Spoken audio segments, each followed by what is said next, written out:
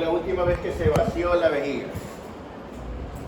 En estas 4 horas ha orinado 250, lo cual quiere decir que tenemos que dividir 250 para 4 horas y para 20 kilos, porque es por kilo y por hora, ¿no? ¿Verdad? Entonces eso me da 3,2 mililitros por kilo por hora. Ese es el gasto urinario.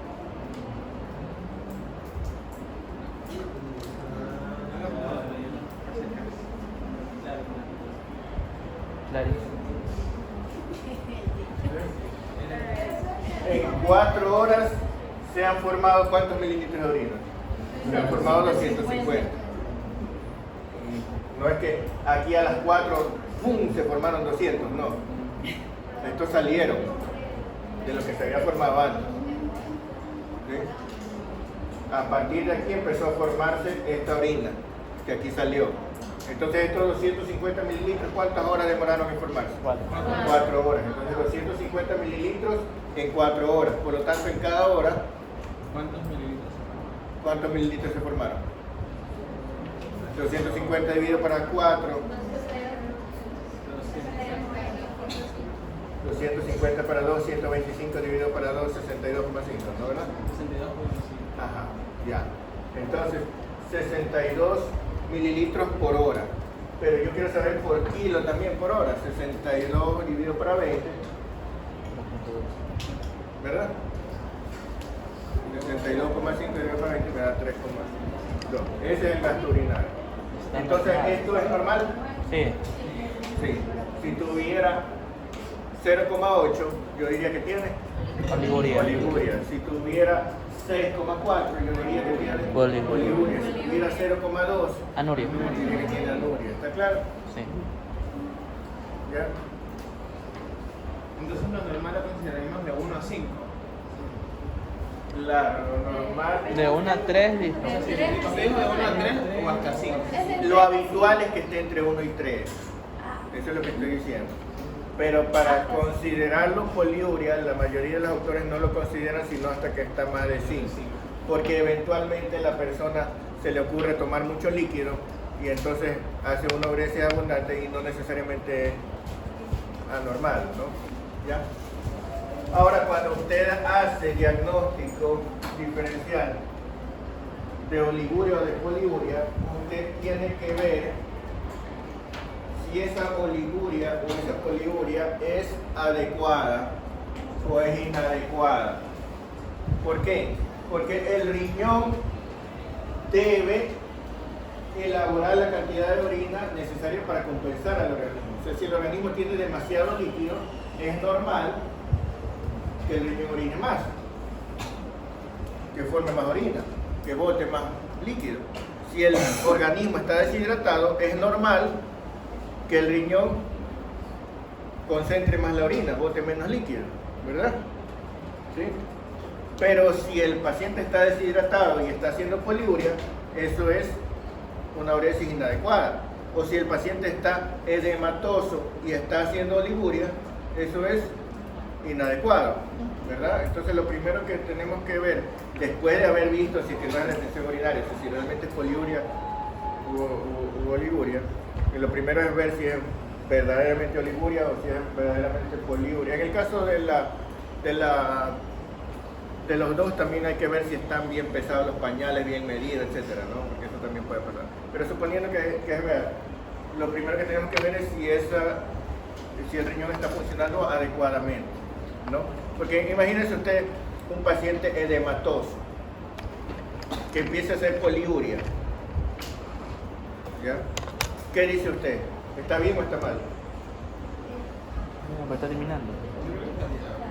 Está bien, porque está eliminando el exceso de líquido que tiene, ¿ya? O sea, si el riñón es normal y el cuerpo tiene demasiado líquido, el riñón va a eliminar más orina de lo normal. Entonces usted va a empezar a ver qué problema tiene el riñón. No.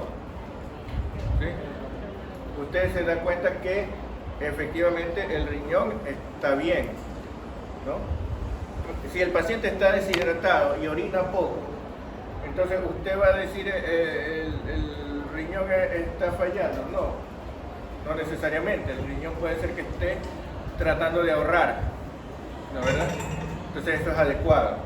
Pero si el paciente está edematoso y oligúrico, entonces usted dice, sí, aquí hay un problema, esa uresis es inadecuada, ¿verdad? Porque debería estar orinando más, ¿no? Entonces imagínense ustedes, ¿cómo harían ustedes el diagnóstico diferencial de poliuria, por ejemplo?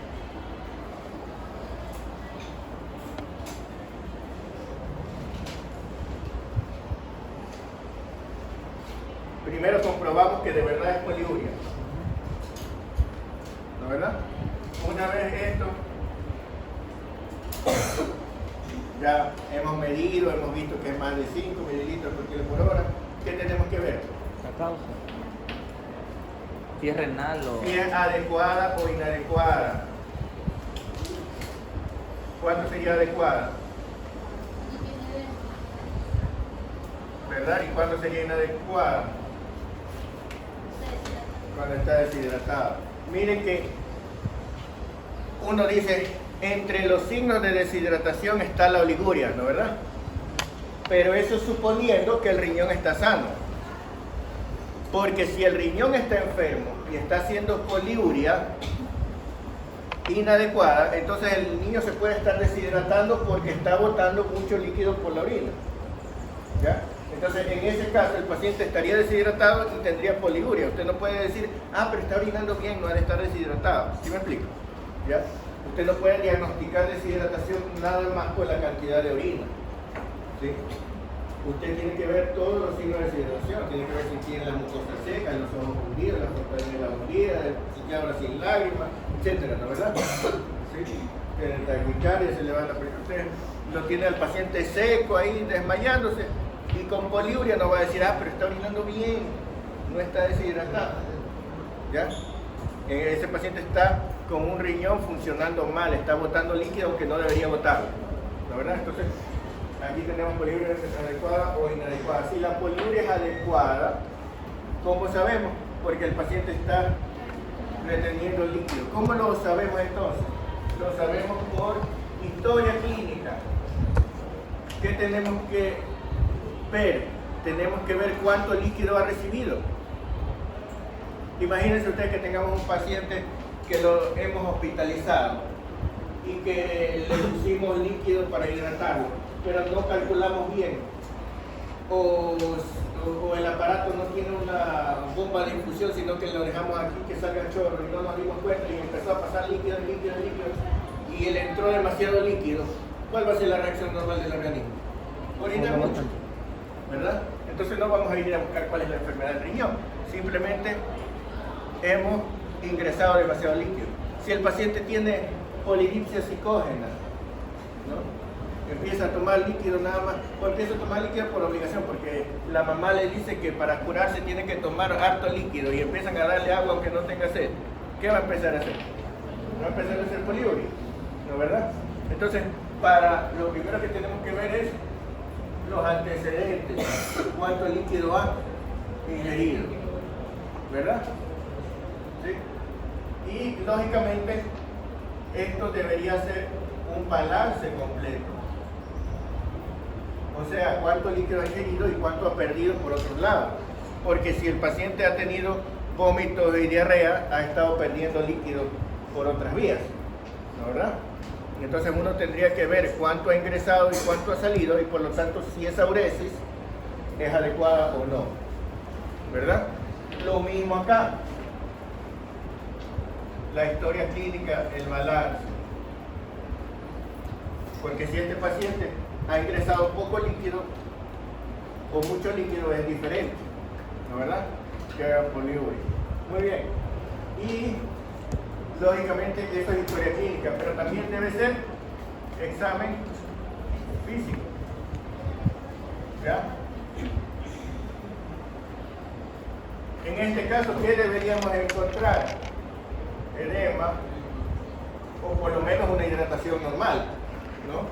Pero en este caso, encontraríamos signos de deshidratación. ¿Verdad? ¿Sí? Entonces, Si ya encontramos que es adecuada, el problema es que está ingresando mucho líquido. No tenemos que buscar nada más. Simplemente tenemos que decirle, bueno, no le pongamos tanto líquido, ¿verdad? Ya el riñón se encargará de eliminar el exceso. Pero si la poliuria es inadecuada, ¿qué tenemos que buscar? ¿Por qué el paciente puede hacer poliuria inadecuada? Si la poliuria es inadecuada, quiere decir que no depende de la molécula, sino que el riñón está botando más líquido de lo que debe. ¿El riñón se manda solo? Puede ser por una causa central como la... Exacto. El riñón no solamente depende del mismo, sino que le obedece a hormonas. ¿Qué hormonas regulan la cantidad que se orina? La antidiurética y la aldosterona. ¿Sí? La antidiurética y la aldosterona, básicamente. La hormona antidiurética se produce en neurohipófisis. En el hipotálamo. el hipotálamo, se almacena en el órgano posterior de la hipófisis y se libera según las necesidades, ¿no? ¿Verdad? La aldosterona en las glándulas suprarrenales, ¿no? ¿Verdad? Y depende del eje renina que tiene la aldosterona. ¿Así? ¿Ya? Y las glándulas suprarrenales a su vez de las TH, etc. Entonces, aquí tenemos dos hormonas. Entonces, ¿cuál es la diferencia fisiológica entre estas dos hormonas? ¿Ah? ¿Cuál es la diferencia fisiológica entre lo que hace la antidiurética? ¿La antidiurética hace orinar más o menos? Menos. ¿Y la aldosterona? También hace orinar menos. Entonces, ¿cuál es la diferencia?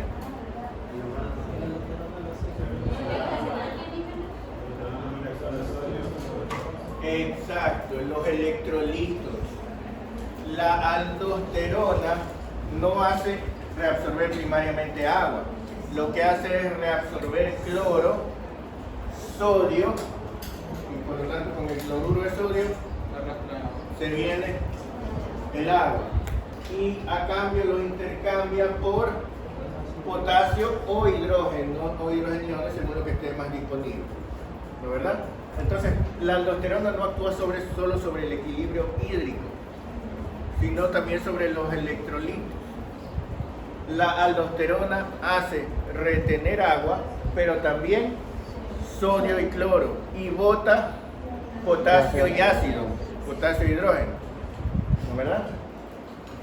¿Ya?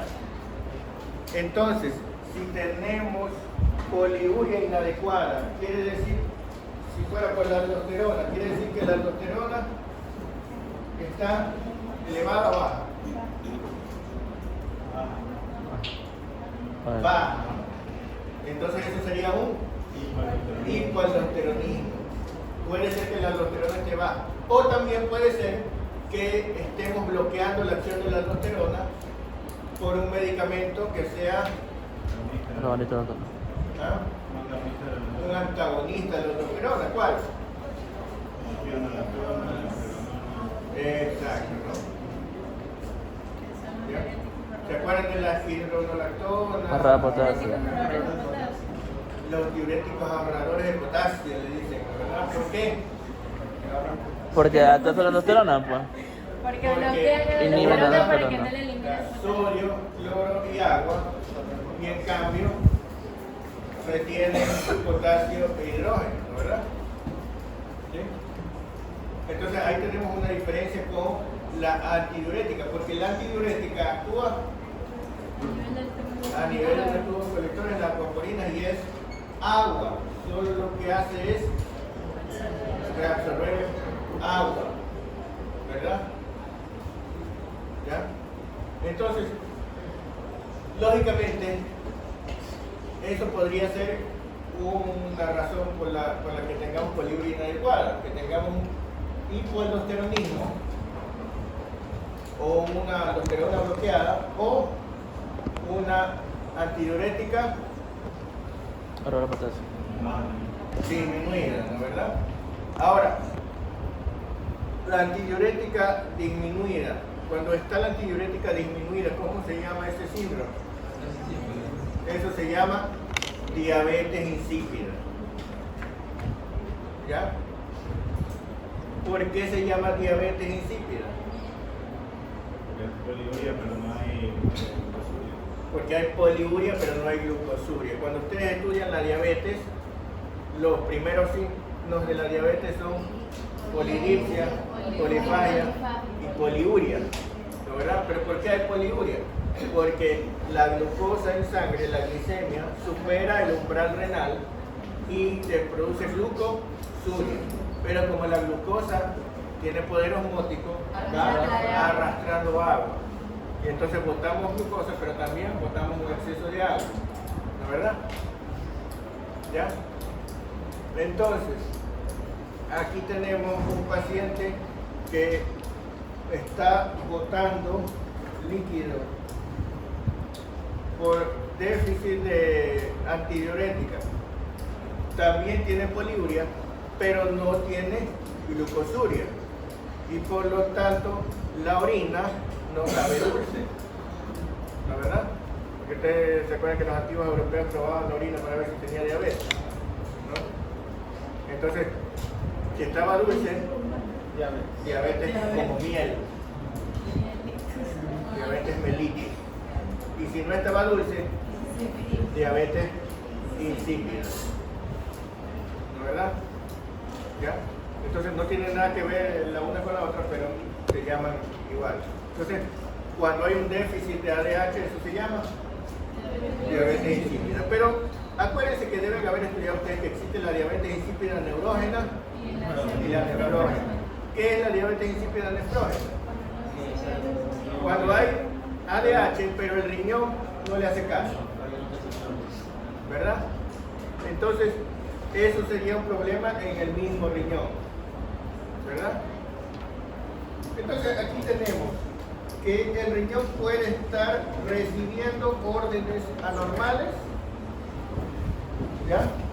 O el riñón puede estar enfermo. Entonces, aquí podemos tener dos cosas. El problema es el riñón.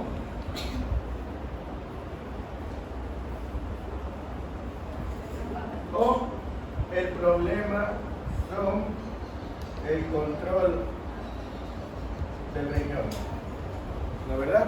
¿Que lo hace quién? Una ADH que esté disminuida. Eso se llama diabetes insípida neurológica. ¿Verdad? O una aldosterona que esté disminuida. Y eso se llama hipoaldosteronismo. Y cuando ustedes hablan de hipoaldosteronismo, ¿cómo lo clasifican? ¿Y eso qué significaría? Porque a la aldosterona también la controlan, ¿no verdad?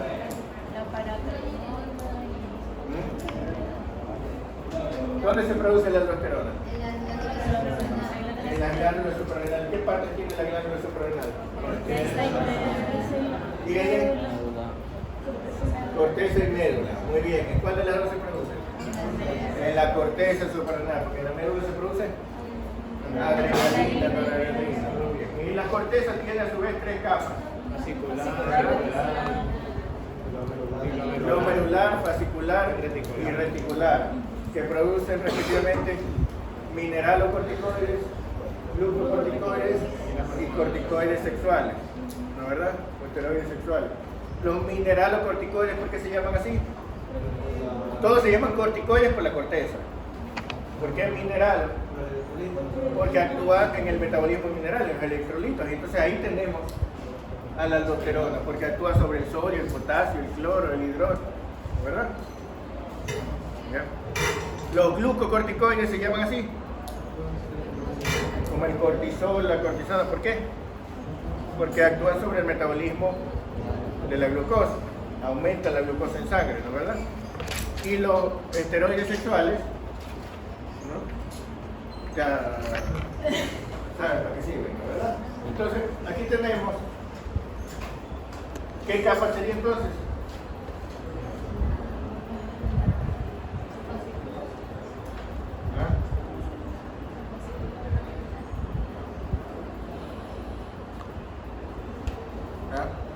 Glomerular, ¿no verdad? Glomerular, fascicular, reticular.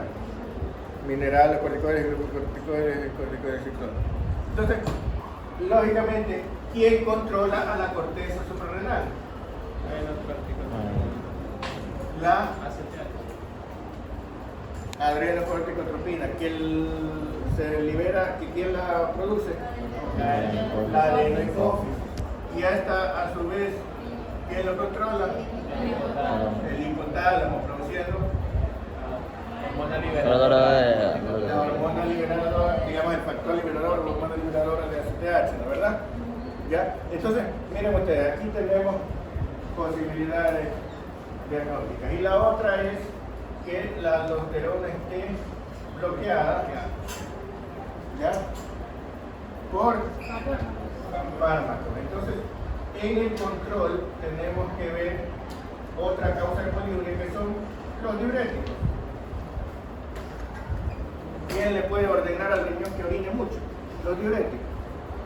Esto sería el control normal y este sería el control farmacológico que podemos hacer nosotros. Entonces ahí, si el paciente le estamos dando furosemida, no vamos a preguntar por qué será que está orinando mucho. O si el paciente le estamos dando, por ejemplo, que tenga hipertensión endocraniana y hemos decidido darle acetazolamida, es un diurético, ¿no verdad? O le estamos dando manitol, es un diurético, ¿no verdad? O sea, cualquier diurético. Entonces eso tenemos que ver. Y si no hay nada de esto, entonces allí recién vamos a tener que valorar la función renal. Entonces ahí tenemos que ver cómo está urea, creatinina, los electrolitos, para ver qué estará pasando en el riñón y hacer el estudio de imagen del riñón y ver qué es lo que pueda tener. ¿Sí? ¿Ya? Otra cosa que hay que ver en la poliuria inadecuada es cuando el paciente, digamos, cuando el paciente tiene una poliuria forzada por un diurético no farmacológico.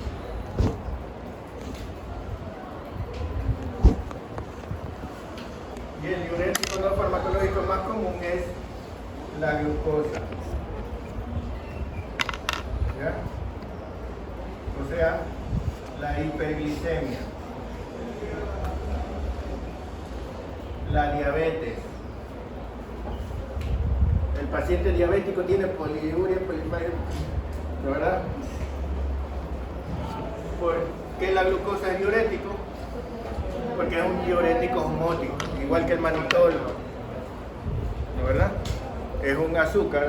Entonces, si hay un exceso de glucosa en sangre y se hace glucosuria, se va arrastrando líquido.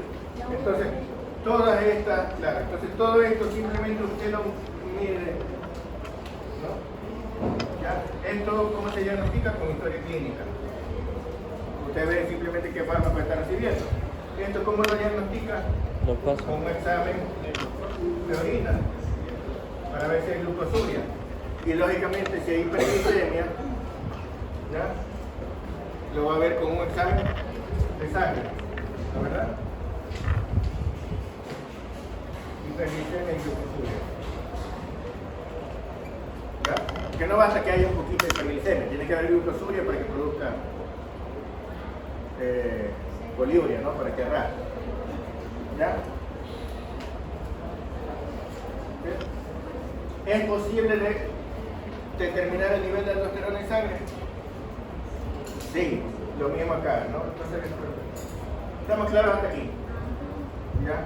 Este es el orden que tenemos que hacer, porque si el paciente está tomando mucho, miren, lógicamente, Si el paciente tiene una poliuria inadecuada, ¿cómo tengo que manejar yo los líquidos? Poliuria. Supongamos que el riñón está enfermo y está botando excesivamente líquido. El paciente está haciendo poliuria. ¿Qué voy a hacer? ¿Ponerle menos líquidos para que haga menos poliuria o ponerle más líquidos para reponerle esa poliuria? No, cuando pongo más líquido, todos los botas. Tengo que ver lo que necesito, o sea, lo que Suponiendo que es inadecuada, que el riñón está enfermo y que está botando.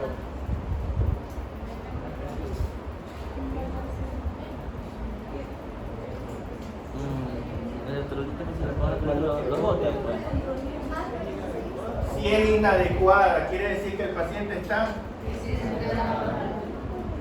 deshidratado. Entonces, ¿qué tengo que hacer? Tengo que ponerle más líquido.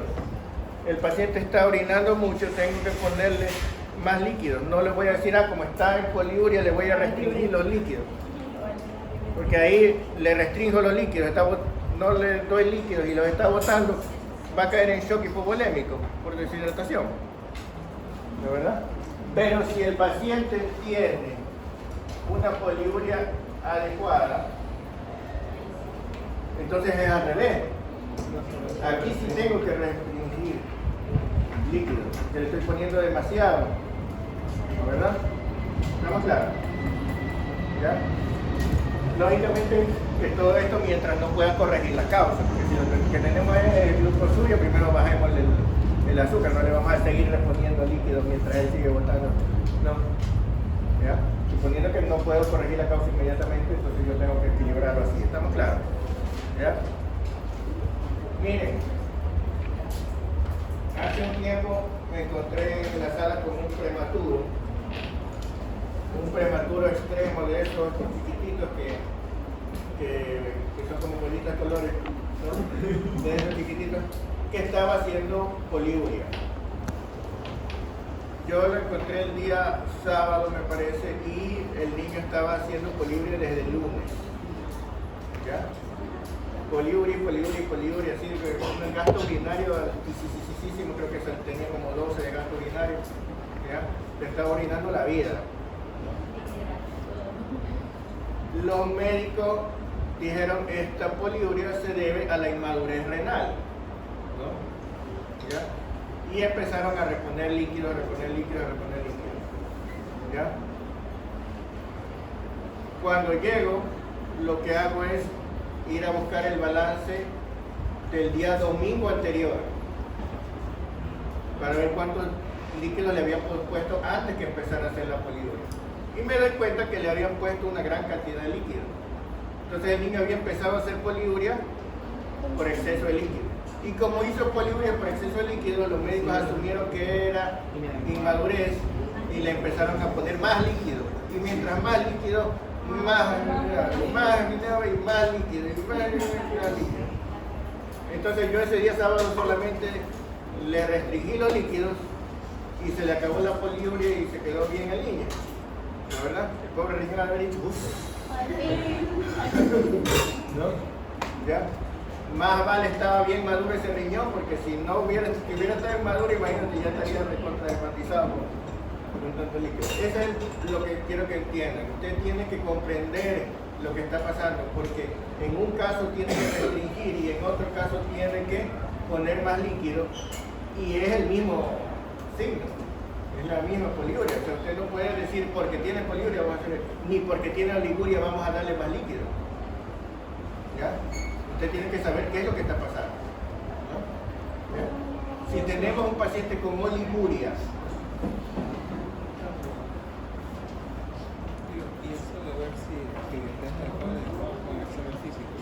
es lo primero que tendríamos que ver.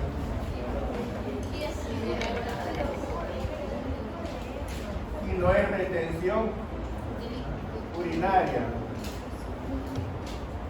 ¿Ya? O sea, si no hay globo vesical. ¿Sí? Eso significaría que hay retención urinaria. ¿Ya? Ahí le tomamos el gasto urinario y vemos que realmente hay oliguria. También tenemos que ver si es adecuada o inadecuada.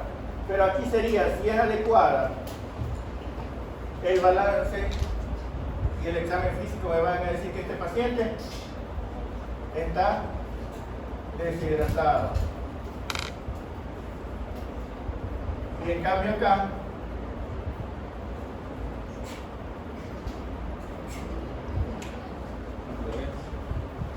¿no, verdad? Porque si el paciente tiene un exceso de líquido, no debería estar orinando poco, debería estar orinando mucho, su oliguria sería inadecuada. Si el paciente está deshidratado, es adecuado que orine poco, Claro. ¿verdad? ¿Sí? Entonces, si el paciente, por balance y examen físico, yo me doy cuenta que tiene una oliguria adecuada, yo tengo necesariamente que valorar la función renal. ¿Por qué? Porque el paciente muy deshidratado puede llegar a tener necrosis de los túbulos renales por hipovolemia. Puede llegar a tener insuficiencia renal prerrenal, ¿no, verdad? Entonces, aunque sea aparentemente una adecuada, yo tengo que valorar la función renal a ver cómo está. Porque puede ser que el riñón está sano y está orinando poco porque está reteniendo, pero también puede ser que la deshidratación haya sido tan grave que afectó al riñón, lo dejó isquémico y se produjo una necrosis tubular aguda o se produjo algún problema, ¿no, verdad? ¿Ya? Pues bien, pero si es inadecuada, entonces así mismo tengo que ver si hay control. ¿Tenemos algún fármaco o alguna cosa que haga que orine poco? ¿Ah? ¿Algún fármaco antidiurético tenemos? ¿Ah? No, se tomó. La penicilina no puede hacer que la Aquí el problema sería más válido los tóxicos, ¿no, verdad? ¿Ya? Que puedan producir, pero generalmente no tenemos casi fármacos antidiuréticos, y cuando tenemos fármacos antidiuréticos como la adrenalina, etcétera, tenemos muchos otros signos y síntomas mucho más evidentes que la oliguria. Entonces aquí lo que tenemos que ver es si la ADH está elevada o si la aldosterona está elevada. Pero ahora ya no se va a llamar entonces diabetes insípida, sino exacto. Esto se llama síndrome de secreción inadecuada de hormona antidiurética.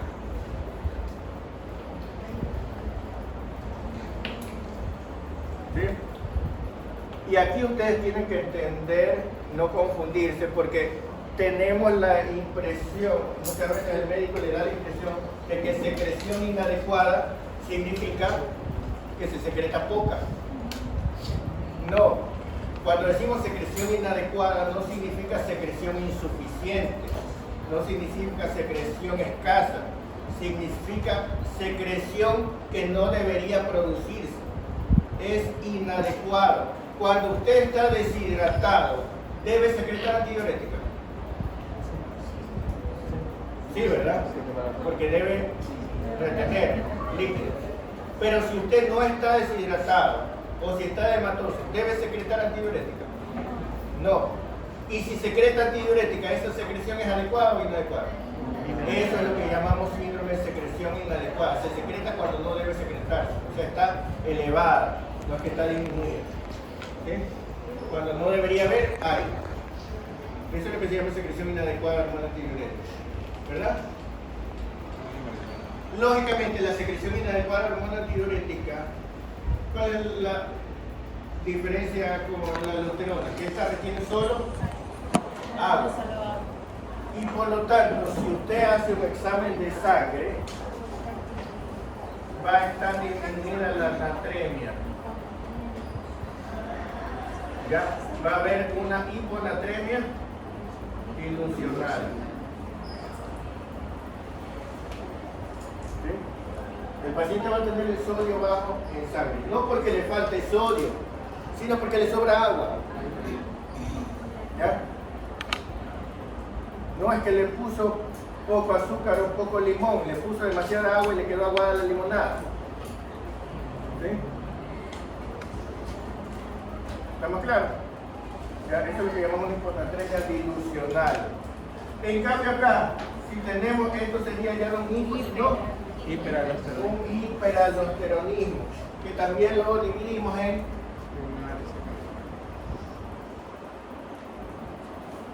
¿verdad? Y entonces el problema puede ser en la glándula suprarrenal o en el eje, ¿no? Ahí lo que... No, pues el Addison es el hipo. Addison es el hipo. La de hipo es Addison. Ajá. ¿Sí? ¿Ya? Estamos claros, ¿no? ¿Ya? Entonces, está claro más o menos cómo tenemos que orientarnos en el diagnóstico de pacientes con oliguria o... ¿ya? Es importante diagnosticar bien para poder entender después el tratamiento. No vamos a ver ahorita, no, hay que entenderlo.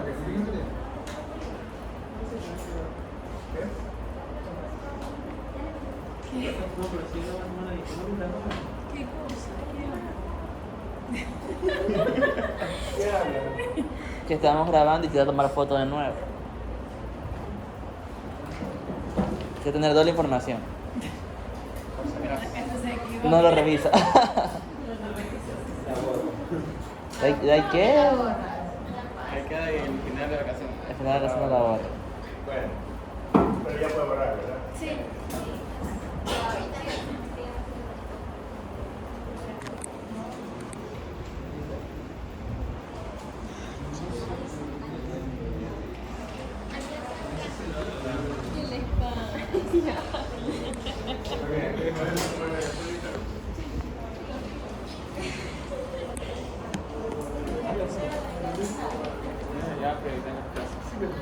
Bueno, continuamos viendo casos un poquito antes de seguir apagando. Préndelo. Ya.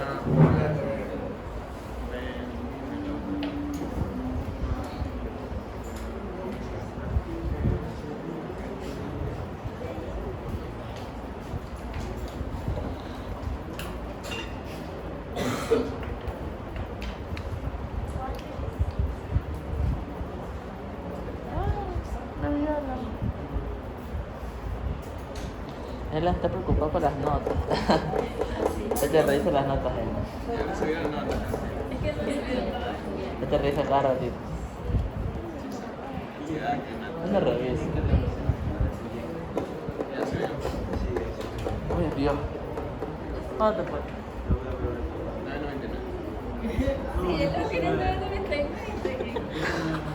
Ya sabía. Bueno, se te va a 9.99. Puta madre, ¿por qué no se prende? María, ¿por qué no se prende?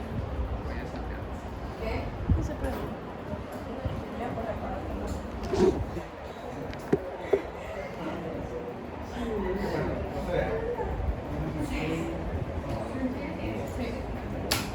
Se demora prendiendo, ¿no? Está enojada.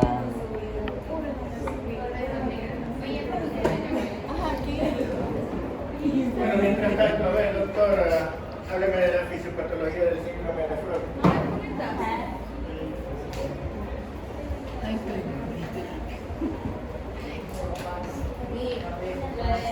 El síndrome nefrótico que podemos ver, nosotros podemos ver lo que era la triada, no, la tetrada, no, la tetrada en la que veíamos la hiperbiliuria, perdón, y la albuminuria, ya podíamos ver la albuminuria, la el edema, también podemos ver la hipoalbuminemia y la hipercolesterolemia. Siempre no me dice el nombre. Ya, pero yo no le pregunté la tetra del síndrome nefrótico, le pregunté la fisiopatología del síndrome nefrótico. O sea que los pocitos, aquí vamos a comenzar pocitos glomerulorenal. Es una podocitopandía, ¿no? ¿Verdad? Sí, vamos a comenzar. ¿Qué son los podocitos? Es la de celular. El espacio de proteínas. Es una de las capas de la membrana ¿Ah? De la pared de filtración. ¿Cómo? Es una de las partes de la barrera del celular. A ver, dime, ¿cómo es la barrera de filtración? Una piedra vascular, la celular y Entonces, cuando ustedes tienen, ¿se acuerdan cómo le dibujé? Vas a dibujar. Cuando ustedes tienen el capilar, el ovillo capilar, ¿no? Entonces, aquí está la pared vascular, ¿no? ¿Verdad? Ya, pero en el otro lado está la cápsula de Bowman, ¿no? ¿Verdad?